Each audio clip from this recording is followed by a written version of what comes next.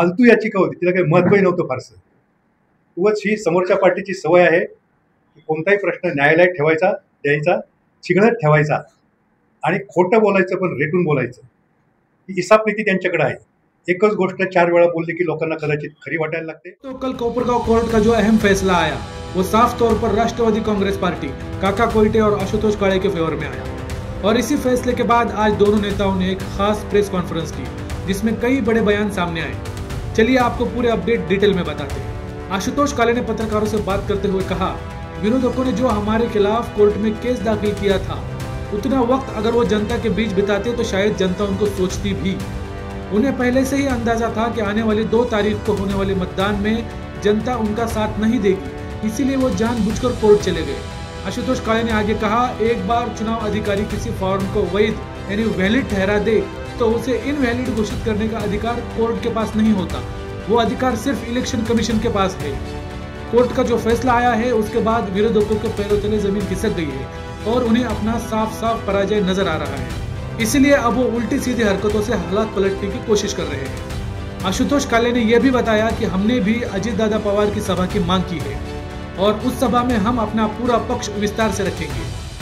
या पत्रकार परिषदेच्या निमित्ताने मी एवढंच सांगतो, विरोधकांनी न्यायालयात जायच्या ऐवजी तर जनतेमध्ये जास्त वेळ दिला असता तर कदाचित जनतेने त्यांचा विचार केला असता, पण त्यांना कल्पना होती की येत्या 2 तारखेला जनतेमधून त्यांना कोण मिळणार नाही आणि म्हणून ते मुद्दामून न्यायालयामध्ये गेले। कुठलाही विषय त्याच्यामध्ये अर्जामध्ये किंवा ॲफिडेव्हिटमध्ये कुठेही आक्षेपार्ह काहीच नव्हतं।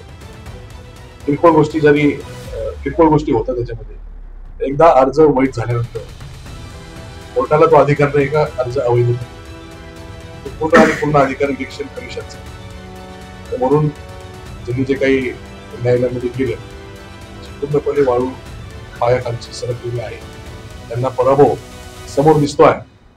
म्हणून काहीतरी उलट पालट काहीतरी वेगळ्या मार्गाने काय करता येईल का हा प्रयत्न विरोधकांचा चालू आहे। परंतु जनता आमच्या मागे ठामपणे उभी आहे। 2 तारखेला भरभरून मतदान करणारी आणि 3 तारखेला गुलाल आमचाच राहणार हा निश्चय त्या ठिकाणी झालेला आहे। म्हणून आपल्या सर्वांना एवढंच सांगण्यासाठी त्या ठिकाणी बोलवलं। बाकीच्या गोष्टी आता अजितदादांची सभेची मागणी आम्ही केलेली आहे, त्या सभेमध्ये सविस्तर त्या ठिकाणी मांडू।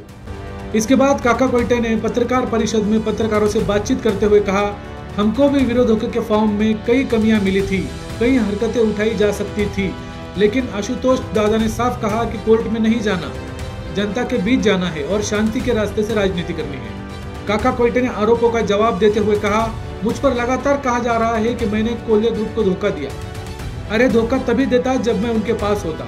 अगर धोखे की बात करें तो कोल्हे पार्टी ने ही मुझे कई बार धोखा दिया है, इतना कि उसकी गिनती भी की नहीं जा सकती। उन्होंने आगे कहा, काले परिवार विश्वास का परिवार है, वो कभी किसी को धोखा नहीं देते, इसीलिए आज कार्यकर्ता उन पर भरोसे से खड़े होते हैं और आज मैं आधिकारिक रूप से राष्ट्रवादी कांग्रेस पार्टी का उम्मीदवार हूँ। काका कोयटे ने आगे कहा, कल जब सीएम फडणवीस की सभा हुई तब अंबेडकर पुतले के उत्तर तरफ दुकानें खुली भी रही थी तो कोई दिक्कत नहीं थी। मुख्यमंत्री के सभा का प्रोटोकॉल था, चलो ठीक दुकानें बंद करना हो तो सही तरीके से सूचना देनी चाहिए थी, लेकिन व्यापारियों पर दबाव डालकर धमकाकर गाली गलौज कर दुकानें बंद कराई गई। इसी वजह से हमारे 2 व्यापारी बीपी बढ़ने से हॉस्पिटल में भर्ती कराए गए। उन्होंने सख्त लहजे में कहा, इतनी दड़बशाही पुलिस प्रशासन को नहीं करनी चाहिए, हमें चुनाव शांति से लड़ना है और अब कोपरगांव की जनता इस दहशत से डरने वाली नहीं। काका कोयटे ने प्रेस कॉन्फ्रेंस समाप्त करते हुए कहा, मुझे किसी को प्रतिद्वंदी समझने की जरूरत भी नहीं है, मैं जीतने जा रहा हूँ, ये काले पत्थर पर सफेद रेखा की तरह साफ है। जनता मेरे साथ है और मुझे पता है कि मैं जीत कर ही आने वाला हूँ।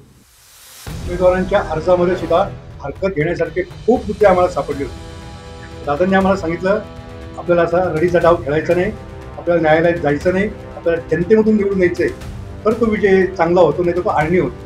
त्यामुळे आम्ही न्यायालयात गेलो नाही। तसं आणखी एक मुद्दा मला मांडावासा वाटतो, काल मुख्यमंत्र्यांची सभा होती। मुख्यमंत्र्यांच्या सभेचा प्रोटोकॉल म्हणून ती बंदोबस्त ठेवायला हरकत नाही। गावातल्या मला व्यापारी माझ्या बाजूने आहेत, लहान मोठे सर्वसामान्य व्यापारी माझ्या बाजूने आहेत। व्यापाऱ्यांमध्ये जी काही दहशत निर्माण करण्याचा प्रयत्न केला होता तो अतिशय निषेधार्ह आहे। व्यापारी अशा दमदाटीला अजिबात घाबरणार नाही। व्यापाऱ्यांच्या पाठीमागे आम्ही खंबीरपणे उभे आहोत। शेवटचाच मुद्दा सांगू इच्छितो. पुन्हा पुन्हा आरोप केला की मी कोल्हे पाटीलला धोका दिला. अरे धोका द्यायला मी तुमच्याकडे होतो कधी? मी कोणत्याच पक्षामध्ये नव्हतो. धोका द्यायचा जर विषय आहे, कोल्हे कुटुंबियांनी मला इतक्या वेळा धोके दिलेले आहे, त्याची जर गणती केली गेली तर त्याची गणती सुद्धा होणार नाही, इतके धोके मला त्या ठिकाणाहून मिळालेले आहेत.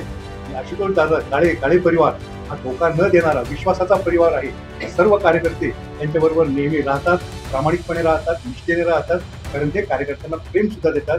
पुतळ्याच्या या बाजूला उत्तर बाजूला दुकानात चालू राहिल्या तरी काही हरकत नव्हती का? आता त्यांना मुख्यमंत्र्यांच्या सभेचा प्रोटोकॉल म्हणून दुकानं बंद करायला हरकत होती.